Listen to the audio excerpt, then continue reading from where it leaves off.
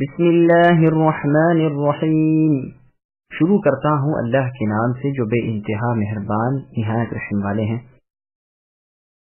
نون والقلم وما يسطرون ما أنت بنعمة ربك بمجنون وإن لك لأجرا غير ممنون وإنك لعلى خلق عظيم فستبصر ويبصرون بأيكم المفتون إن ربك هو أعلم بمن ضل عن سبيله وهو أعلم بالمهتدين۔ نون اور قسم ہے قلم کی اور اس کی جو کچھ کے وہ فرشتوں سے مراد وہ فرشتے ہیں جو کہ کاتب الاعمال ہیں، لکھتے ہیں۔ آپ اے نبی اپنے رب کے فضل سے دیوانے نہیں ہیں، بے شک آپ کے لیے بے انتہا ثواب ہے اور بے شک آپ بہت بڑے عمدہ اخلاق پر ہیں۔ بس اب آپ بھی دیکھ لیں گے اور یہ بھی دیکھ لیں گے کہ تم میں سے مجنون یعنی پاگل کون ہے۔ بے شک آپ کا رب اپنی راہ سے بہکنے والوں کو خوب جانتے ہیں اور وہ راہ یافتہ لوگوں کو بھی بخوبی جانتے ہیں۔ سامعین، اب ان آیتوں کی تفسیر سماعت کیجیے۔ نون کا مفہوم۔ نون وغیرہ جیسے حروف ہجا کا مفصل بیان سورہ بقرہ کے شروع میں گزر چکا ہے، اس لیے یہاں دہرانے کی ضرورت نہیں۔ کہا گیا ہے کہ یہاں نون سے مراد وہ بڑی مچھلی ہے جو ایک محیط عالم پانی پر ہے، جو ساتوں زمینوں کو اٹھائے ہوئے ہے۔ ابن عباس رضی اللہ عنہما سے مروی ہے کہ سب سے پہلے اللہ تعالیٰ نے قلم کو پیدا کیا اور اس سے فرمایا لکھ۔ اس نے کہا کیا لکھوں؟ فرمایا تقدیر لکھ ڈال۔ بس اس دن سے لے کر قیامت تک جو کچھ ہونے والا ہے اس پر قلم جاری ہو گیا۔ پھر اللہ تعالیٰ نے مچھلی پیدا کی اور پانی کے ابخر بلند کیے جس سے آسمان بنے اور زمین کو اس مچھلی کی پیٹھ پر رکھا۔ مچھلی نے حرکت کی جس سے زمین بھی ہلنے لگی، بس زمین پر پہاڑ گاڑ کر اسے مضبوط اور ساکن کر دیا۔ پھر آپ نے اس آیت کی تلاوت کی۔ مطلب یہ ہے کہ یہاں نون سے مراد مچھلی ہے، بس نون سے مراد یہ مچھلی ہے اور قلم سے مراد یہ قلم ہے۔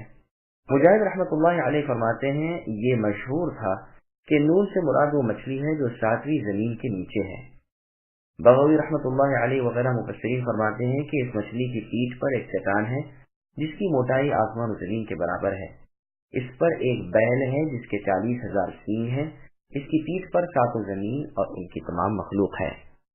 اور تعجب تو یہ ہے کہ ان بعض مفسرین نے اس حدیث کو بھی انہی معنوں میں محمول کیا ہے جو مسند احمد وغیرہ میں ہے کہ جب عبداللہ بن سلام رضی اللہ عنہ کو خبر ملی کہ رسول اللہ صلی اللہ علیہ وسلم مدینہ آ گئے ہیں تو نبی صلی اللہ علیہ وسلم کے پاس آئے اور بہت کچھ سوالات کیے۔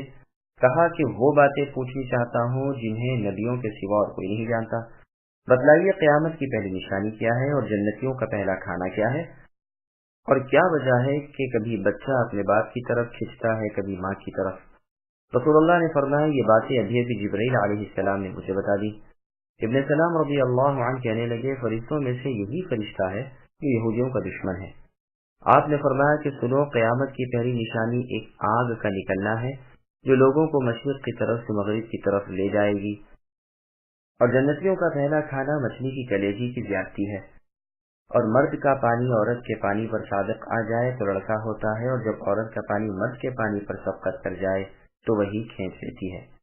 یہ حدیث بخاری کی ہے۔ صحیح مسلم کی روایت میں اتنی زیادتی ہے کہ پوچھا جنتیوں کے اس کھانے کے بعد انہیں کیا ملے گا؟ فرمایا جنتی بیل ذبح کیا جائے گا جو جنت میں چرتا چگتا رہا تھا۔ پوچھا انہیں پانی کون سا ملے گا؟ فرمایا سلسبیل نامی نہر کا۔ ابن جریج رحمۃ اللہ علیہ فرماتے ہیں مجھے خبر دی گئی ہے کہ یہ نورانی قلم 100 سال کی طولانی رکھتا ہے، اور یہ بھی کہا گیا کہ نور سے مراد دوات ہے اور قلم سے مراد قلم ہے۔ حسن اور قتادہ رحمہم اللہ بھی یہی فرماتے ہیں۔ ابن عباس رضی اللہ عنہما فرماتے ہیں کہ اللہ تعالیٰ نے نون یعنی دوات کو پیدا کیا اور قلم کو پیدا کیا، پھر فرمایا لکھ۔ اس نے پوچھا کیا لکھوں؟ فرمایا جو قیامت تک ہونے والا ہے، اعمال خواہ نیک ہوں خواہ بد، روزی خواہ حلال ہو خواہ حرام، پھر یہ بھی کہ کون سی چیز دنیا میں کب جائے گی، کس قدر رہے گی، کیسے نکلے گی۔ پھر اللہ تعالیٰ نے بندوں پر محافظ فرشتے مقرر کیے اور کتاب پر داروغے مقرر کیے۔ محافظ فرشتے ہر دن کے عمل خازن فرشتوں سے دریافت کر کے لکھ لیتے ہیں۔ جب رزق ختم ہو جاتا ہے، عمر پوری ہو جاتی ہے، اجل آ پہنچتی ہے تو محافظ فرشتے दारोगा के फरिश्तों के पास आकर पूछते हैं कि बताओ आज के दिन का क्या सामान है। वो कहते हैं कि बस उस शख्स के लिए हमारे पास अब कुछ भी नहीं रहा। ये सुनकर फरिश्ते नीचे उतरते हैं तो देखते हैं कि वो मर गया। इस बयान के बाद इब्न अब्बास रज़ियल्लाहु अन्हुमा ने फरमाया, तुम तो अरब हो, क्या तुमने कुरान में मुहाफिज फरिश्तों की बाबत ये नहीं पढ़ा, इन्ना कुन्ना नस्तनसिखु मा कुंतुम तअमलून। मतलब ये है कि हम तुम्हारे अमाल को असल से नकल करके लिख लिया करते थे। कलम का जिक्र, ये तो था लफ्ज नून के मुतालिक बयान। अब कलम की निस्बत सुनिए। बज़ाहिर मुराद यहाँ आम कलम है जिससे लिखा जाता है, जैसे और जगह फरमाने आली शान है अल्लज़ी अल्लम बिल कलम, यानी अल्लाह ने इंसान को कलम से लिखना सिखाया। बस इसकी कसम खाकर इस बात पर आगाही की जाती है कि मखलूक पर मेरी इंसानों एक नेमत ये भी है कि मैंने उन्हें लिखना सिखाया जिससे उलूम तक इसकी रसाई हो सके। इसीलिए इसके बाद फरमाया वमा यस्तुरून, यानी उस चीज की कसम जो लिखते हैं। इब्न अब्बास रज़ियल्लाहु अन्हुमा से इसकी तफसीर ये भी मर्जी है कि इस चीज की जो जानते हैं। सुब्ही रहमतुल्लाह अलैह फरमाते हैं कि मुराद इससे फरिश्तों का लिखना है जो बंदों के अमाल लिखते हैं, और मुफस्सिरीन कहते हैं कि मुराद इससे वो कलम है जो कुदरती तौर पर चला और तकदीरें लिखी। आसमान और जमीन की पैदाइश से 50,000 बरस पहले, और इस कौल की दलील में ये जमात वो हदीसें वारिद करती है जो कलम के जिक्र में मरवी हैं। मुजाहिद रहमतुल्लाह अलैह फरमाते हैं कि कलम से मुराद वो कलम है जिससे जिक्र लिखा गया। अखलाक नबवी सल्लल्लाहु अलैहि वसल्लम के चंद वाक़यात। फिर आगे अल्लाह फरमाते हैं कि ए नबी, आप बिहम्दिल्लाह दीवाने नहीं जैसे कि आपकी कौम के जाहिल मुनकिरीन हक़ कहते हैं, बल्कि आपके लिए अजर अजीम है और सवाब बेपाना है जो न खत्म हो, न टूटे, न कटे, क्योंकि आपने हक़ रिसालत अदा कर दिया है और हमारी राह में सख्त से सख्त मुसीबतें झेली हैं। हम आपको बेहिसाब बदला देंगे। आप बहुत बड़े खुल्क पर है, यानी दीन इस्लाम पर और बेहतरीन अदब पर हैं। उम्मुल मोमिनीन आयशा रज़ियल्लाहु अन्हा से अखलाक नबवी सल्लल्लाहु अलैहि वसल्लम के बारे में सवाल होता है तो आप जवाब देती हैं कि रसूलुल्लाह का खुल्क यानी अखलाक कुरान था। सईद रहमतुल्लाह अलैहि फरमाते हैं यानी जैसे कि कुरान में है। ये हदीस तबरी में है। नीज़ सहीह मुस्लिम की एक हदीस में है, सिद्दीक़ा रज़ियल्लाहु अन्हा ने पूछा, क्या तूने कुरान नहीं पढ़ा? साहिल सईद इब्न हिशाम रज़ियल्लाहु अन्हु ने कहा, हाँ पढ़ा है। आपने फरमाया, बस तो रसूलुल्लाह का खुल्क यानी अखलाक कुरान करीम था, जिसे हम सूरह मुज़म्मिल की तफसीर में बयान करेंगे इंशाअल्लाह ताला। मतलब इस हदीस का जो कई तुरुक से मुख्तलिफ अल्फाज में कई किताबों में है, ये है कि एक तो रसूलुल्लाह की जिबिल्लत और पैदाइश में ही अल्लाह ताला ने पसंदीदा अखलाक, बेहतरीन खसलतें और पाकीज़ा आदतें रखी थी। तो इस तरह रसूलुल्लाह का अमल कुरान करीम पर ऐसा था कि गोया अहकाम कुरान का मुजस्सिम अमली नमूना आप हैं। हर हुक्म को बजा लाने और हर नहीं यानी मना करदा काम से रुक जाने में रसूलुल्लाह की हालत ये थी कि गोया कुरान में जो कुछ है वो आपकी आदतों और आपके करीमाना अखलाक का बयान ही है। अनस रज़ियल्लाहु अन्हु का बयान है कि मैंने रसूलुल्लाह की 10 साल तक खिदमत की, लेकिन किसी दिन उफ तक नहीं फरमाया। किसी करने के काम को न करूं या न करने के काम को कर गुजरूं तो भी डांट टपट तो कजा इतना भी न फरमाते कि ऐसा क्यों हुआ। ये हदीस बुखारी और मुस्लिम की है, और मुस्लिम की रिवायत में है कि रसूलुल्लाह सबसे ज्यादा खुश अखलाक थे। रसूलुल्लाह सल्लल्लाहु अलैहि वसल्लम की हथेली से ज्यादा नर्म ना तो रेशम है ना कोई और चीज। रसूलुल्लाह के पसीने से ज्यादा खुशबू वाली चीज मैंने तो कोई नहीं सूंघी, न मुश्क और न अतर। सही बुखारी में है कि बरा रज़ियल्लाहु अन्हु फरमाते हैं कि रसूलुल्लाह सबसे ज्यादा खूबसूरत और सबसे ज्यादा खलीक यानी अखलाक वाले इंसान थे। रसूलुल्लाह का कद ना तो बहुत लंबा था न आप पस्त कामत थे। इस बारे में और भी बहुत सी हदीसें हैं। शमाइल तिर्मिज़ी में आयशा रज़ियल्लाहु अन्हा की रिवायत है कि रसूलुल्लाह सल्लल्लाहु अलैहि वसल्लम ने अपने हाथ से ना तो कभी किसी खादिम या गुलाम को मारा, न बीवी बच्चों को, न किसी और को। हाँ, अल्लाह ताला की राह का जिहाद अलग चीज है। जब कभी दो कामों में आपको इख्तियार दिया जाता तो आप उसे पसंद फरमाते जो ज्यादा आसान होता। हाँ, ये और बात है कि उस आसान राह में कुछ गुनाह होता तो आप उससे बहुत दूर हो जाते। कभी भी रसूलुल्लाह ने अपना बदला किसी से नहीं लिया। ہاں یہ اور بات ہے کہ کوئی اللہ تعالیٰ کی حرمتوں کو توڑتا ہو تو آپ اللہ تعالیٰ کے احکام جاری کرنے کے لیے ضرور استقام لیتے۔ پھر آگے اللہ فرماتے ہیں کہ اے نبی، آپ اور آپ کے مخالف اور منکر ابھی ابھی جان لیں گے کہ دراصل بہکا ہوا اور گمراہ کون تھا۔ جیسے ایک اور جگہ اللہ نے فرمایا سَيَعْلَمُونَ غَدًا مَنِ الْكَذَّابُ الْأَشِرُ، انہیں ابھی کل ہی معلوم ہو جائے گا کہ جھوٹا اور شیخی باز شرارتی کون تھا۔ جیسے اور جگہ اللہ نے فرمایا وَإِنَّا أَوْ إِيَّاكُمْ لَعَلَىٰ هُدًى أَوْ فِي ضَلَالٍ مُبِينٍ، ہم یا تم ہدایت پر ہیں یا کھلی گمراہی پر۔ ابن عباس رضی اللہ عنہما فرماتے ہیں یعنی حقیقت قیامت کے دن کھل جائے گی۔ آپ سے مروی ہے کہ مفتون یعنی مجنون دیوانے کو کہتے ہیں۔ مجاہد رحمۃ اللہ علیہ وغیرہ کا بھی یہی قول ہے۔ قتادہ رحمۃ اللہ علیہ وغیرہ فرماتے ہیں یعنی کون شیطان سے نزدیک تر ہے۔ مفتون کے ظاہری معنی یہ ہے کہ جو حق سے بہک جائے اور گمراہ ہو جائے۔ ایکم پر با کو اس لیے داخل کیا گیا ہے کہ دلالت ہو جائے کہ فَسَتُبْصِرُ وَيُبْصِرُونَ میں تضمین فعل ہے، تو تقریری عبارت کو ملا کر ترجمہ یوں ہو جائے گا کہ تم بھی اور وہ بھی اے نبی عنقریب جان لیں گے، تو آپ بھی اور وہ بھی بہت جلدی مفتون کی خبر دیں گے، واللہ اعلم۔ پھر آگے فرمایا کہ تم میں سے بہکنے والے اور راہ راست والے سب اللہ تعالیٰ پر ظاہر ہیں۔ اللہ کو خوب معلوم ہے کہ راہ راست سے کس کا قدم پھسل گیا ہے۔ فلا تطع المكذبين ودوا لو تدهن فيدهنون ولا تطع كل حلاف مهين هماز مشاء بنميم مناع للخير معتد أثيم عتل بعد ذلك زنيم أن كان ذا مال وبنين إذا تتلى عليه آياتنا قال أساطير الأولين سنسمه على الخرطوم۔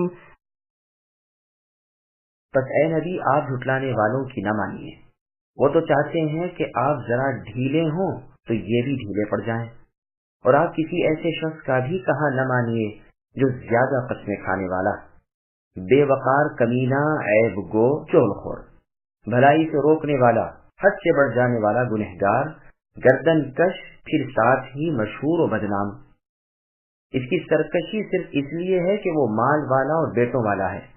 جب اس کے سامنے ہماری آیتیں پڑھی جا رہی ہیں تو کہہ دیتا ہے کہ یہ تو اگلوں کے قصے ہیں، ہم ہی اس کی ناک پر داغ دیں گے۔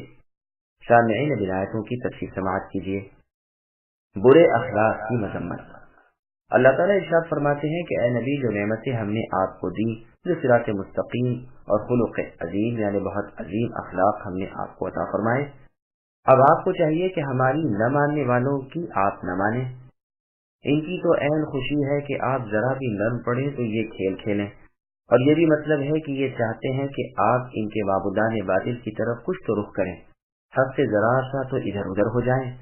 پھر آگے اللہ فرماتے ہیں کہ زیادہ قسمیں کھانے والے کمینے شخص کی بھی آپ نہ مانیے، چونکہ جھوٹے شخص کو اپنی ذلت اور کس بیانی کے ظاہر ہو جانے کا ڈر رہتا ہے، اس لیے وہ قسمیں کھا کھا کر دوسروں کو اپنا یقین دلانا چاہتا ہے۔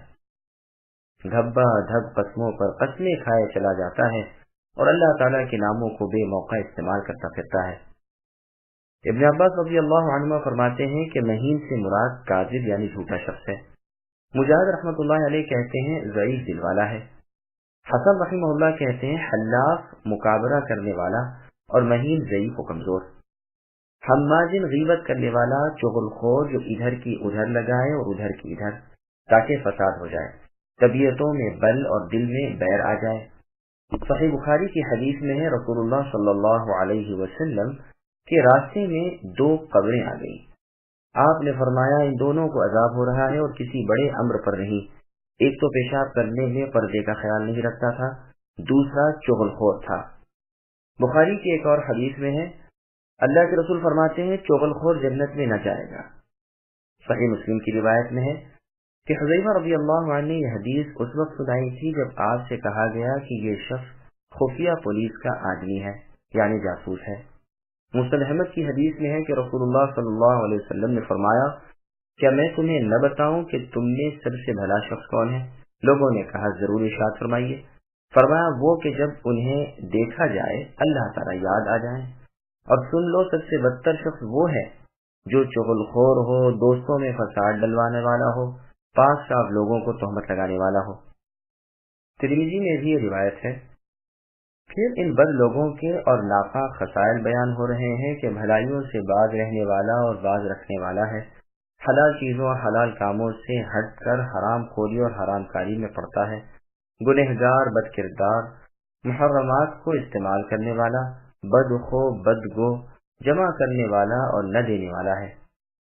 مسند احمد کی حدیث میں ہے کہ رسول اللہ نے فرمایا، جنتی لوگ گرے پڑے، عاجز و ضعیف ہیں، جو اللہ تعالیٰ کے ہاں اس بلند مرتبے پر ہیں کہ اگر وہ قسم کھا بیٹھیں تو اللہ تعالیٰ پوری کر دے، اور جہنمی لوگ سرکش، متکبر اور خود بین ہوتے ہیں۔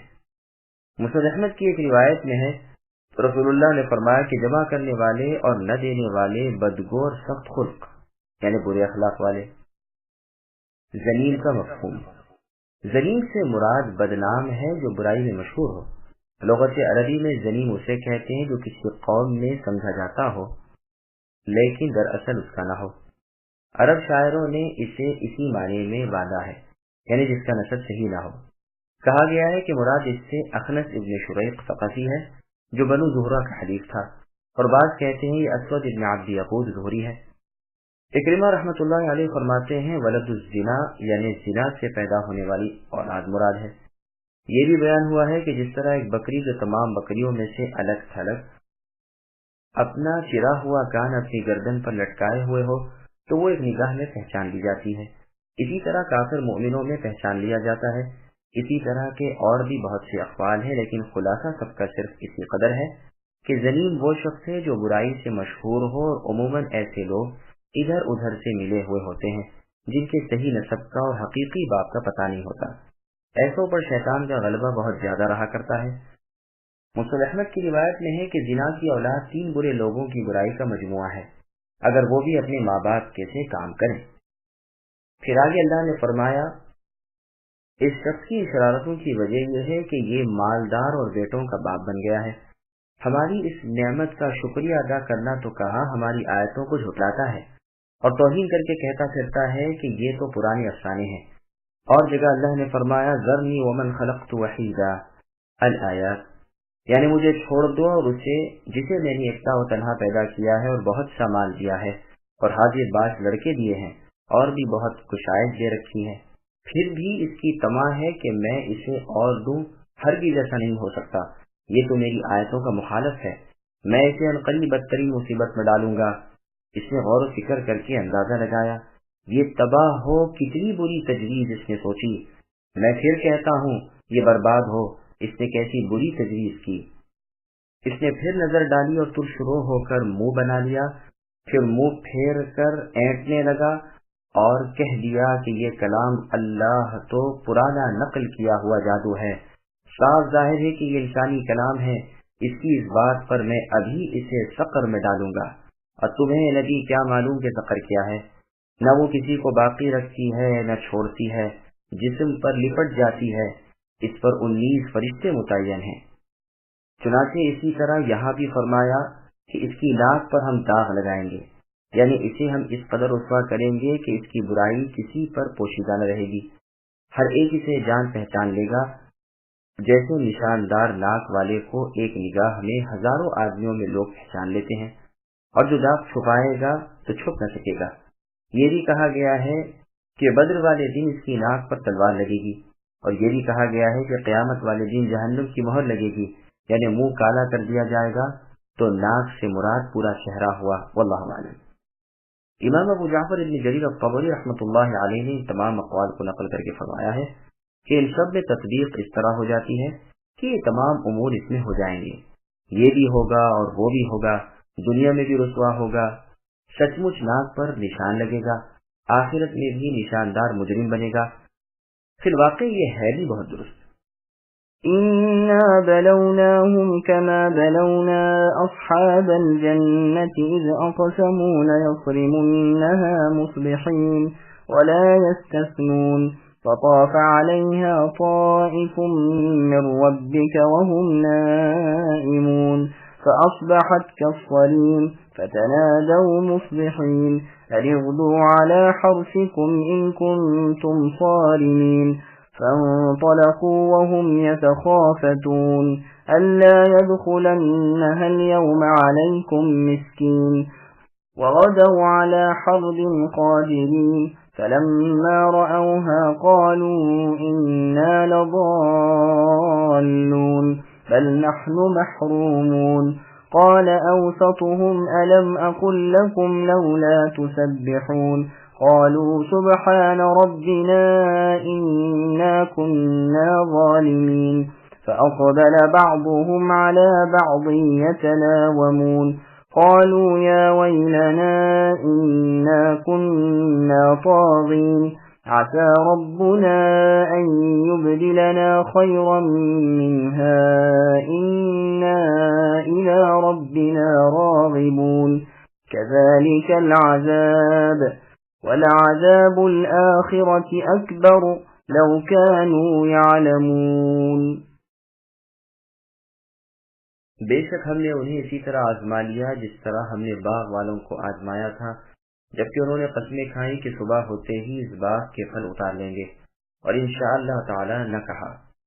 پس اس پر آپ کے رب کی جانب سے ایک بلا چوں طرف گھوم گئی اور یہ سو ہی رہے تھے۔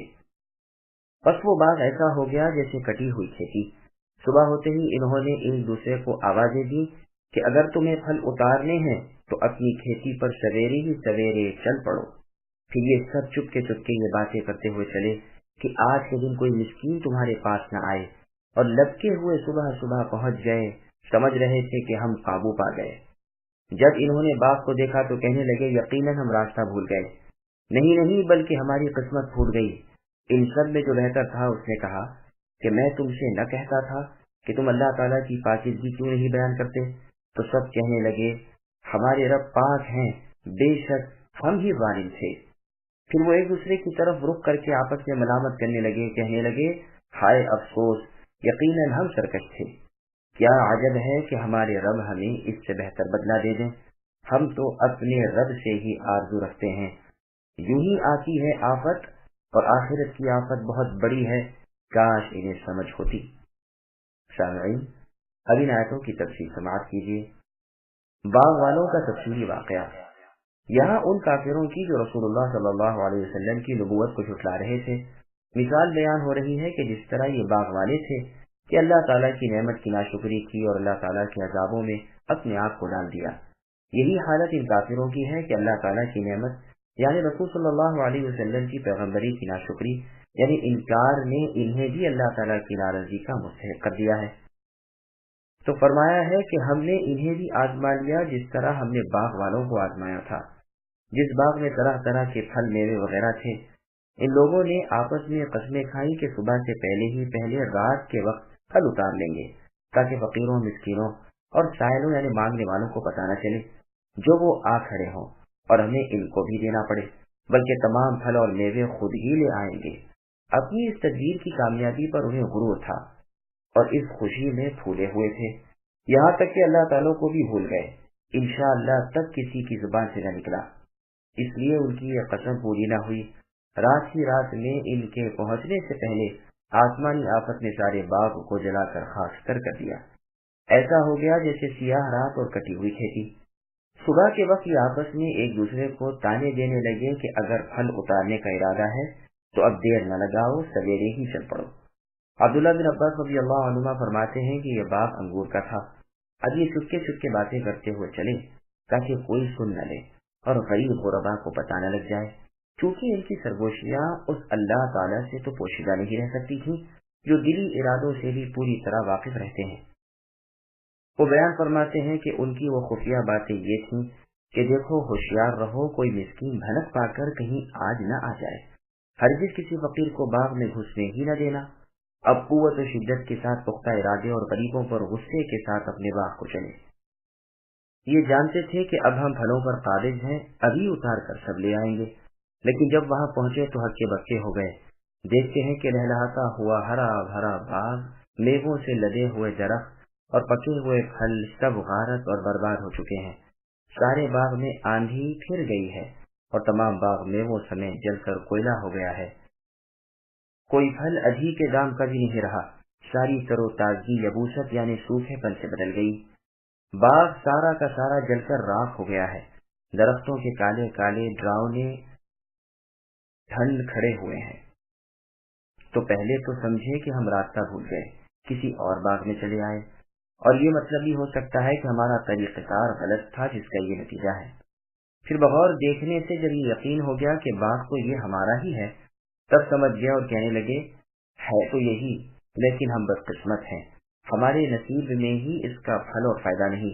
इन सब में जो अदल इंसाफ वाला और भलाई और बेहतरी वाला था वो बोल पड़ा कि देखो, मैं तो पहले ही तुमसे कहता था कि तुम इंशा अल्लाह क्यों नहीं कहते। सुब्बी रहमतुल्लाह अलैह फरमाते हैं कि इनके ज़माने में सुभान अल्लाह कहना भी इंशा अल्लाह कहने के कायम मुकाम था। इमाम इब्न जरीर रहमतुल्लाह फरमाते हैं कि इसके माने ही इंशा अल्लाह कहने के हैं। और ये भी कहा गया है कि इनके बेहतर शख्स ने इनसे कहा कि देखो, मैंने तो तुम्हें पहले ही कह दिया था कि तुम क्यों अल्लाह ताला की पाकीज़गी और अल्लाह की हम्द व सना नहीं करते। ये सुनकर अब वो कहने लगे कि हमारे रब पाक हैं, बेशक हमने अपनी जानों पर जुल्म किया। अब इताअत बजा लाए जबकि अजाब पहुंच चुका, अब अपनी तक़सीर को माना जब सजा दे दी गई। अब तो एक दूसरे को मलामत करने लगे कि हमने बहुत ही बुरा किया कि मिस्कीनों का हक मारना चाहा और अल्लाह ताला की फर्माबरदारी से रुक गए। फिर सबों ने कहा कि कोई शक नहीं, हमारी सरकशी हद से बढ़ गई, इसी वजह से अल्लाह का अज़ाब आया। फिर कहते हैं शायद हमारे रब हमें इससे बेहतर बदला दें, यानी दुनिया में, और ये भी मुमकिन है कि आखिरत के ख्याल से उन्होंने ये कहा हो, अल्लाहु आलम। बाज़ सलफ का कौल है कि वाक़या अहले यमन का है। सईद बिन जुबैर रहमतुल्लाह अलैह फरमाते हैं कि ये लोग बरवान के रहने वाले थे, जो सनआ से कुछ मील के फासले पर एक बस्ती है। और मुफस्सिरीन कहते हैं कि अहले हबशा थे, मजहबन अहले किताब थे। ये बाग उन्हें उनके बाग के वर्षे में मिला था। इसका ये दस्तूर था कि बाग की पैदावार में से बाग का खर्च निकालकर अपने और अपने बाल बच्चों के लिए साल भर का खर्च रखकर बाकी नफा अल्लाह के नाम सदका कर दिया था। इसके इंतकाल के बाद इन बच्चों ने आपस में मशवरा किया और कहा कि हमारा बाप तो बेवकूफ था, जो इतनी बड़ी रकम हर साल इधर उधर देता था। हम इन फकीरों को अगर न दें और अपना माल बाकायदा संभाल लें तो बहुत जल्द दौलतमंद बन जाएं। ये इरादा इन्होंने पुख्ता कर लिया तो उन पर वो अजाब आया जिसने असल माल भी तबाह कर दिया और बिल्कुल खाली हाथ रह गए। फिर अल्लाह फरमाते हैं, जो शख्स भी अल्लाह ताला के हुक्मों का खिलाफ करे और अल्लाह ताला की नेमतों में बुख्ल करे यानी कंजूसी और मिस्कीनों मुहताजों का हक अदा न करे और अल्लाह ताला की नेमतों की नाशुक्री करे, उस पर इसी तरह के अजाब नाजिल होते हैं। और ये तो दुनियावी अजाब हैं, आखिरत के अजाब तो अभी बाकी हैं जो सख्त तर और बदतर हैं। إن للمتقين عند ربهم جنات النعيم أفنجعل المسلمين كالمجرمين ما لكم كيف تحكمون أم لكم كتاب فيه تدرسون إن لكم فيه لما تخيرون أم لكم أيمان علينا بالغة إلى يوم القيامة إن لكم لما تحكمون سلهم أيهم بذلك زعيم أم لهم شركاء فليأتوا بشركائهم إن كانوا صادقين۔ परहेजगारों के लिए उनके रब के पास नेमतों वाली जन्नतें हैं। क्या हम मुसलमानों को मिसल गुनहगारों के कर देंगे? तुम्हें हो क्या गया है, कैसे फैसले कर रहे हो? क्या तुम्हारे पास कोई किताब है जिसे तुम पढ़ते हो कि उसमें तुम्हारी मनमानी बातें हो? तुमसे हमने कोई ऐसी कस्में खाई हैं जो क़यामत तक बाकी रहें कि तुम्हारे लिए वो सब है जो तुम अपनी तरफ से मुकर्रर कर लो?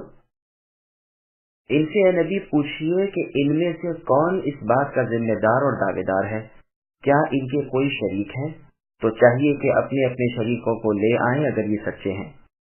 सामईन, अब इन आयतों की तफसीर समाअत कीजिए। नेक और गुनहगार बराबर न होंगे।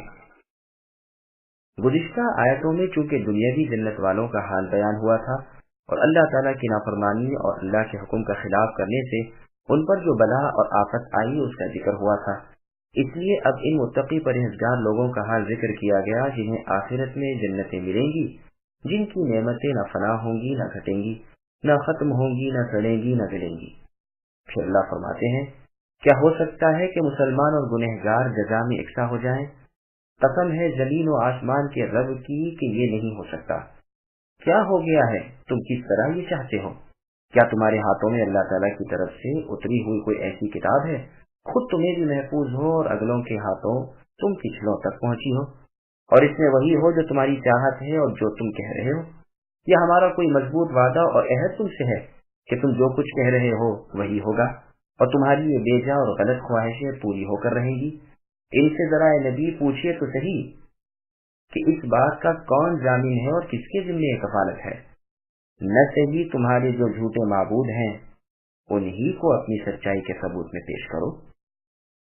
يوم يكشف عن ساق ويدعون إلى السجود فلا يستطيعون خاشعة أبصارهم ترهقهم ذلة وقد كانوا يدعون إلى السجود وهم سالمون فذرني ومن يكذب بهذا الحديث سنستدرجهم من حيث لا يعلمون وأملي لهم إن كيدي متين أم تسألهم أجرا فهم من مغرم مثقلون أم عندهم الغيب فهم يكتبون۔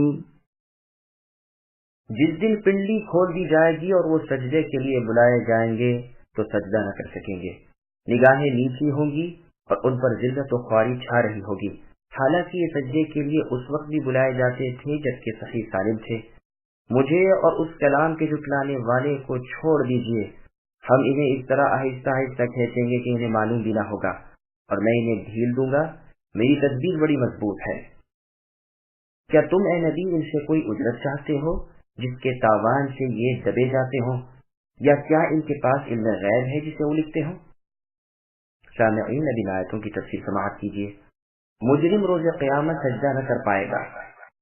گزشتہ آیتوں میں بیان ہوا تھا کہ پرہیزگار لوگوں کے لیے نعمتوں والی جنتیں ہیں، اس لیے یہاں بیان ہو رہا ہے کہ یہ نعمتیں انہیں کب ملیں گی، تو فرمایا کہ اس دن جس دن پنڈلی کھول دی جائے گی، یعنی قیامت کے دن، جو دن بڑی ہولناکیوں والا، زلزلوں والا، امتحان والا اور آزمائش والا اور بڑے بڑے اہم امور کے ظاہر ہونے کا دن ہوگا۔ صحیح بخاری میں ہے، اس جگہ ابو سعید خدری رضی اللہ عنہ کی یہ حدیث ہے کہ میں نے رسول اللہ صلی اللہ علیہ وسلم سے سنا، فرماتے تھے کہ ہمارے رب اپنی پنڈلی کھول دیں گے، پس ہر مؤمن مرد اور ہر مؤمن عورت سجدے میں گر پڑے گی۔ ہاں، دنیا میں جو لوگ دکھانے سنانے کے لیے سجدہ کرتے تھے وہ بھی سجدہ کرنا چاہیں گے، لیکن ان کی کمر تختے کی طرح ہو جائے گی، یعنی سجدہ نہ کر سکیں گے۔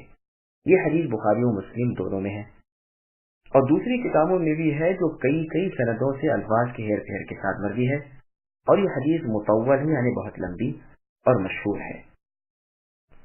سرکش نظریں نہ اٹھا سکیں گے۔ پھر آگے اللہ نے فرمایا، آج کے دن ان لوگوں کی آنکھیں اوپر کو نہ اٹھیں گی اور ذلیل و پست ہو جائیں گے، کیونکہ دنیا میں بڑے سرکش اور کبر و غرور والے تھے۔ صحت اور سلامتی کی حالت میں دنیا میں جب انہیں سجدے کے لیے بلایا جاتا تھا تو رک جاتے تھے، جس کی سزا یہ ملی کہ آج سجدہ کرنا چاہتے ہیں لیکن نہیں کر سکتے، پہلے کر سکتے تھے مگر نہیں کرتے تھے۔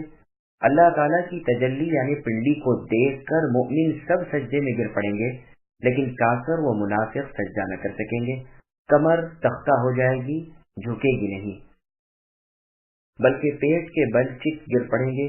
یہاں بھی ان کی حالت مومنوں کے خلاف تھی، وہاں بھی خلاف ہی رہے گی۔ پھر فرمایا، مجھے اور میری اس حدیث یعنی قرآن کے جھٹلانے والوں کو تو اے نبی چھوڑو، اس میں بڑی وعید ہے اور سخت ڈانٹ ہے کہ تو ٹھہر جا، میں آپ ان سے نمٹ لوں گا۔ اے نبی دیکھو تو صحیح کہ کس طرح بتدریج میں انہیں پکڑتا ہوں، یہ اپنی سرکشی اور غرور میں بڑھتے جائیں گے، میری ڈھیل کے راز کو نہ سمجھیں گے، اور پھر ایک دم یہ پاپ کا گڑھا پھوٹے گا اور میں اچانک انہیں پکڑ لوں گا، میں انہیں بڑھاتا رہوں گا، یہ بدمست ہوتے چلے جائیں گے، وہ اسے کرامت سمجھیں گے، حالانکہ ہوگی وہ اہانت۔ جیسے اور جگہ اللہ نے فرمایا، اَيَحْسَبُونَ أَنَّمَا نُمِدُّهُمْ إِلَى آخِرِ الْآيَةِ، یعنی کیا یہ کافر ان کا گمان ہے کہ مال و اولاد کا بڑھنا ان کے لیے ہماری جانب سے کسی بھلائی کی بنا پر ہے؟ نہیں، بلکہ یہ بے شعور ہیں۔ ایک اور جگہ اللہ نے فرمایا، فَلَمَّا نَسُوا مَا ذُكِّرُوا بِهِ إِلَى آخِرِ الْآيَةِ، یعنی جب یہ ہمارے واز و پند کو بھلا چکے تو ہم نے ان پر تمام چیزوں کے دروازے کھول دیے، یہاں تک کہ انہیں جو دیا گیا تھا اس پر اترانے لگے تو ہم نے انہیں ناگہانی پکڑ لیا اور ان کی امیدیں منقطع ہو گئیں۔ یہاں بھی ارشاد ہوتا ہے کہ میں انہیں ڈھیل دوں گا، بڑھاؤں گا اور اونچا کروں گا، یہ میرا داؤ ہے اور میری تدبیر میرے مخالفوں اور میرے نافرمانوں کے ساتھ بڑی ہے۔ بخاری اور مسلم میں ہے کہ رسول اللہ صلی اللہ علیہ وسلم نے فرمایا، اللہ تعالیٰ ظالم کو مہلت دیتے ہیں، پھر جب پکڑتے ہیں تو چھوڑتے نہیں۔ پھر آپ نے یہ آیت پڑھی، وَكَذَلِكَ أَخْذُ رَبِّكَ إِذَا أَخَذَ الْقُرَى وَهِيَ ظَالِمَةٌ إِنَّ أَخْذَهُ أَلِيمٌ شَدِيدٌ، یعنی اسی طرح ہے آپ کے رب کی پکڑ اے نبی، جب وہ پکڑتے ہیں تو بڑی دردناک اور بہت سخت ہوتی ہے۔ پھر فرمایا کہ اے نبی تم ان سے اجرت اور بدلہ تو مانگتے ہی نہیں، جو ان پر بھاری پڑتا ہو اور جس کے تاوان سے یہ جھکے جاتے ہوں، یعنی بوجھ سے، نہ ان کے پاس کوئی علم غیب ہے جسے یہ لکھ رہے ہوں۔ ان دونوں جملوں کی تفصیل سورہ والطور میں گزر چکی ہے۔ خلاصہ مطلب یہ ہے کہ اے نبی آپ انہیں اللہ عز و جل کی طرف بغیر اجرت اور بغیر مان طلبی کے اور بغیر بدلے کی چاہت کے بلا رہے ہیں، آپ کی غرض سوائے ثواب حاصل کرنے کے اور کوئی نہیں، تو اس پر بھی یہ لوگ صرف اپنی جہالت اور سرکشی کی وجہ سے آپ کو جھٹلا رہے ہیں۔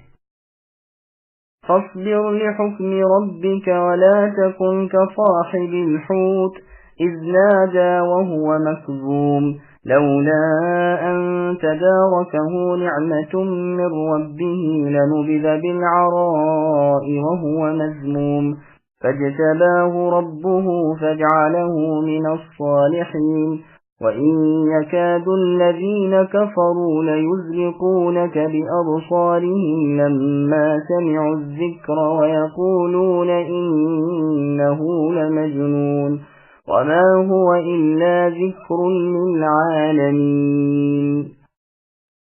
بس اے نبی آپ اپنے رب کے حکم کا صبر سے انتظار کیجیے اور مچھلی والے کی طرح یعنی یونس علیہ السلام کی طرح نہ ہو جائیے جبکہ انہوں نے غمگینی کی حالت میں دعا کی۔ اگر انہیں ان کے رب کا احسان نہ پا لیتا تو یقیناً وہ برے حالوں میں بنجر زمین میں ڈال دیے جاتے۔ انہیں ان کے رب نے پھر نوازا اور انہیں نیک کاروں میں کر دیا۔ یقیناً ان منکروں کی چاہت ہے کہ اپنی تیز نگاہوں سے اے نبی تمہیں پھسلا دیں، یہ جب کبھی قرآن سنتے ہیں تو کہہ دیتے ہیں یہ تو ضرور دیوانہ ہے، در حقیقت یہ قرآن تو تمام جہان والوں کے لیے سراسر نصیحت ہی ہے۔ سامعین اب ان آیتوں کی تفسیر سماعت کیجیے۔ یونس علیہ السلام کا واقعہ۔ اللہ تعالیٰ فرماتے ہیں اے نبی اپنی قوم کی ایذا پر اور ان کے جھٹلانے پر صبر و سہار کرو، ان قریب اللہ تعالیٰ کا فیصلہ ہونے والا ہے، آخر کار آپ کا اور آپ کے ماتحتوں یعنی آپ کے تابع داروں صحابہ کرام رضی اللہ عنہم کا ہی غلبہ ہوگا، دنیا میں بھی اور آخرت میں بھی۔ دیکھو تو مچھلی والے نبی کی طرح نہ ہونا۔ اس سے مراد یونس ابن متہ علیہ السلام ہے۔ جبکہ وہ اپنی قوم پر غضبناک ہو کر نکل کھڑے ہوئے، پھر جو ہوا تو ہوا، یعنی آپ کا جہاز میں سوار ہونا، مچھلی کا آپ کو نکل جانا اور سمندر کی تہ میں بیٹھ جانا اور اس تہ بتہ اندھیریوں میں اس قدر نیچے آپ کا سمندر کو اللہ تعالیٰ کی پاکیزگی بیان کرتے ہوئے سننا اور خود آپ کا بھی پکارنا اور لا الہ الا انت سبحانک انی کنت من الظالمین پڑھنا، پھر آپ کی دعا کا قبول ہونا اور اس سے نجات پانا وغیرہ، جس واقعے کا مفصل بیان پہلے گزر چکا ہے، جس کے بیان کے بعد اللہ سبحانہ وتعالی کا ارشاد ہے کہ ہم اسی طرح ایمانداروں کو نجات دیا کرتے ہیں اور فرماتے ہیں کہ اگر وہ یعنی یونس علیہ السلام تسبیح نہ کرتے مچھلی کے پیٹ میں تو قیامت تک اسی کے پیٹ میں پڑے رہتے۔ یہاں بھی فرمان ہے کہ جب انہوں نے یعنی یونس نے غم اور دکھ کی حالت میں ہمیں پکارا، پہلے بیان ہو چکا ہے کہ یونس علیہ السلام کی زبان سے نکلتے ہی یہ کلمہ عرش پر پہنچا۔ فرشتوں نے کہا اللہ تعالیٰ اس کمزور اور غیر معروف شخص کی آواز تو ایسی معلوم ہوتی ہے جیسے پہلے کی سنی ہوئی ہو۔ اللہ تبارک و تعالیٰ نے فرمایا کیا تم نے اسے پہچانا نہیں؟ فرشتوں نے عرض کیا نہیں۔ اللہ تعالیٰ نے فرمایا یہ میرے بندے یونس علیہ السلام کی آواز ہے۔ فرشتوں نے کہا اے ہمارے رب پھر تو آپ کا یہ بندہ وہ ہے جس کے اعمال صالحہ ہر روز آسمانوں پر چڑھتے رہے، جس کی دعائیں ہر وقت قبولیت کا درجہ پاتی رہیں۔ اللہ تعالیٰ نے فرمایا سچ ہے۔ فرشتوں نے کہا کہ اے ارحم الراحمین ان کی آسانیوں کے وقت کے نیک اعمال کی بنا پر انہیں اس سختی سے نجات عطا فرمائیے۔ چنانچہ ارشاد باری ہوا کہ اے مچھلی تو انہیں اگل دے، اور مچھلی نے انہیں کنارے پر آ کر اگل دیا۔ یہاں بھی یہی بیان ہو رہا ہے کہ اللہ تعالیٰ نے انہیں پھر برگزیدہ بنا لیا اور نیکوکاروں میں کر دیا۔ مسند احمد میں ہے کہ رسول اللہ صلی اللہ علیہ وسلم فرماتے ہیں کہ کسی کو لائق نہیں کہ وہ اپنے آپ کو یونس ابن متى علیہ السلام سے افضل بتائے۔ بخاری اور مسلم میں بھی یہ حدیث ہے، بس کچھ الفاظ کی ہیر پھیر ہے۔ کسی روایت میں اس طرح ہے کہ مجھے یونس ابن متى علیہ السلام سے افضل مت بتاؤ، یہ اس لیے کہ کہیں لوگ اللہ تبارک و تعالیٰ کے اس فرمان سے ایسا نہ کہنے لگیں کہ اے محمد صلی اللہ علیہ وسلم مچھلی والے کی طرح نہ ہو جانا، کہ اس میں یونس علیہ السلام کی برائی اور مذمت سی نکلتی ہے۔ اگلی آیت کا مطلب یہ ہے کہ آپ کے بغض و حسد کی وجہ سے یہ کفار تو اے نبی اپنی آنکھوں سے گھور گھور کر آپ کو پھسلا دینا چاہتے ہیں۔ اگر اللہ تعالیٰ کی طرف سے حمایت اور بچاؤ نہ ہوتا تو یقیناً یہ تو ایسا کر گزرتے۔ اس آیت میں دلیل ہے اس امر پر کہ نظر کا لگنا اور اس کی تاثیر کا اللہ کے حکم سے ہونا حق ہے، جیسا کہ بہت سی احادیث میں بھی جو کئی سندوں سے مرضی ہیں۔ نظر بد کا علاج اور بدشگونی کی مذمت۔ مسند احمد میں ہے کہ الو اور نظر میں کچھ بھی حق نہیں، سب سے اچھا شگون فال ہے۔ یہ حدیث ترمذی میں بھی ہے اور امام ترمذی اسے غریب کہتے ہیں۔ ایک اور روایت میں ہے کہ کوئی ڈر خوف الو اور نظر میں نہیں، اور نیک فال سب سے زیادہ سچا فال ہے۔ یہ تمام روایتیں مسند احمد ترمذی وغیرہ کی ہیں۔ نظر بد سے بچاؤ کے چند مفید عملیات۔ صحیح مسلم میں ہے رسول اللہ نے فرمایا نظر حق ہے، اگر کوئی چیز تقدیر سے سبقت کرنے والی ہوتی تو نظر کر جاتی، جب تم سے غسل کرایا جائے تو غسل کر لیا کرو۔ مصنف عبدالرزاق میں ہے کہ رسول اللہ صلی اللہ علیہ وسلم حسن اور حسین رضی اللہ عنہما کو ان الفاظ کے ساتھ اللہ کی پناہ میں دیتے، اعیذکما بکلمات اللہ التامۃ من کل شیطان وہامہ ومن کل عین لامہ، یعنی تم دونوں کو اللہ تعالیٰ کے بھرپور کلمات کی پناہ میں سونپتا ہوں، ہر شیطان سے اور ہر ایک زہریلے جانور سے اور ہر ایک لگ جانے والی نظر سے۔ اور فرماتے ہیں کہ ابراہیم علیہ السلام بھی اپنے دونوں بیٹوں اسحاق اور اسماعیل علیہ السلام کو انہی الفاظ سے اللہ تعالیٰ کی پناہ میں دیا کرتے تھے۔ یہ حدیث سنن میں اور بخاری میں بھی ہے۔ ابن ماجہ میں ہے کہ سہل بن حنیف رضی اللہ عنہ غسل کر رہے تھے، عامر بن ربیعہ رضی اللہ عنہ کہنے لگے کہ میں نے تو آج تک ایسا جسم کسی پردہ نشین کا بھی نہیں دیکھا، بس ذرا سی دیر میں وہ بے ہوش ہو کر گر پڑے۔ لوگوں نے رسول اللہ سے کہا یا رسول اللہ ان کی خبر لیجیے، یہ تو بے ہوش ہو گئے۔ رسول اللہ نے فرمایا کسی پر تمہارا شک بھی ہے؟ لوگوں نے عرض کیا ہاں عامر بن ربیعہ پر۔ رسول اللہ نے فرمایا تم میں سے کیوں کوئی اپنے بھائی کو قتل کرتا ہے؟ جب تم میں سے کوئی اپنے بھائی کی کسی ایسی چیز کو دیکھے کہ اسے بہت اچھی لگے تو اسے چاہیے کہ اس کے لیے برکت کی دعا کرے۔ پھر پانی منگوا کر عامر بن ربیعہ سے فرمایا کہ تم وضو کرو، منہ اور کوہنیوں تک ہاتھ اور گھٹنے اور تہبند کے اندر کا حصہ جسم دھو ڈالو۔ دوسری روایت میں ہے کہ آپ نے فرمایا برتن کو اس کی پیٹھ کے پیچھے سے اوندھا دو۔ نسائی وغیرہ میں بھی یہ روایت موجود ہے۔ ابو سعید رضی اللہ عنہ فرماتے ہیں کہ رسول اللہ جنات کی اور انسانوں کی نظر بد سے پناہ مانگا کرتے تھے۔ جب سورہ معوذتین یعنی قل اعوذ برب الفلق اور قل اعوذ برب الناس نازل ہوئی تو رسول اللہ نے انہیں لے لیا اور سب کو چھوڑ دیا۔ مسند وغیرہ میں ہے کہ جبرائیل علیہ السلام رسول اللہ صلی اللہ علیہ وسلم کے پاس آئے اور کہا اے نبی کیا آپ بیمار ہیں؟ آپ نے فرمایا ہاں۔ تو جبرائیل علیہ السلام نے کہا بسم اللہ ارقیک، میں اللہ کے نام کے ساتھ آپ پر دم کرتا ہوں، من کل شیء یؤذیک، ہر اس چیز سے جو آپ کو اذیت پہنچاتی ہے، من شر کل نفس وعین، ہر جان کے شر سے اور ہر نظر بد سے، واللہ یشفیک، اللہ تعالیٰ آپ کو شفا دیں گے، بسم اللہ ارقیک، میں اللہ کے نام کے ساتھ آپ پر دم کرتا ہوں۔ بعض روایات میں کچھ الفاظ کا ہیر پھیر ہے۔ بخاری و مسلم کی حدیث میں ہے کہ یقیناً نظر کا لگ جانا برحق ہے۔ ترمذی وغیرہ میں ہے کہ اسماء رضی اللہ عنہا نے عرض کیا اے اللہ کے رسول صلی اللہ علیہ وسلم جعفر کے بچوں کو نظر لگ جایا کرتی ہے تو کیا میں کچھ دم کرا لیا کروں؟ رسول اللہ صلی اللہ علیہ وسلم نے فرمایا ہاں، اگر کوئی چیز تقدیر سے سبقت کر جانے والی ہوتی تو وہ نظر ہوتی۔ عائشہ رضی اللہ عنہا کو بھی رسول اللہ صلی اللہ علیہ وسلم کا نظر بد سے دم کرنے کا حکم مروی ہے، جیسا کہ بخاری میں ہے۔ مسند احمد کی حدیث میں بھی ہے کہ سہل اور عامر رضی اللہ عنہما والا قصہ جو ابھی گزرا ہے قدر تفصیل کے ساتھ مروی ہے۔ بعض روایات میں مسند کی یہ بھی ہے کہ یہ دونوں بزرگ غسل کے ارادے سے چلے اور عامر ابن ربیعہ رضی اللہ عنہ پانی میں غسل کے لیے اترے اور ان کا بدن دیکھ کر سہل ابن حنیف رضی اللہ عنہ کی نظر لگ گئی اور وہ وہیں پانی میں خرخراہٹ کرنے لگے۔ میں نے 3 مرتبہ آوازیں دی لیکن جواب نہ ملا۔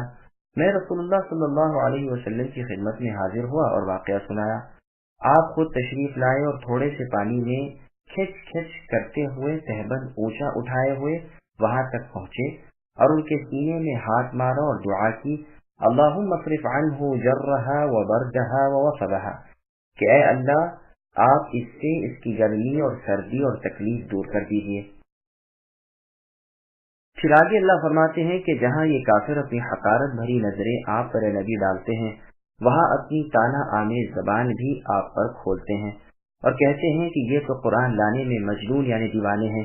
اللہ تعالیٰ ان کے جواب میں فرماتے ہیں کہ قرآن تو اللہ تعالیٰ کی طرف سے تمام عالم کے لیے نصیحت نامہ ہے۔ سامعین الحمدللہ، سورہ قلم کی تفسیر مکمل ہوئی۔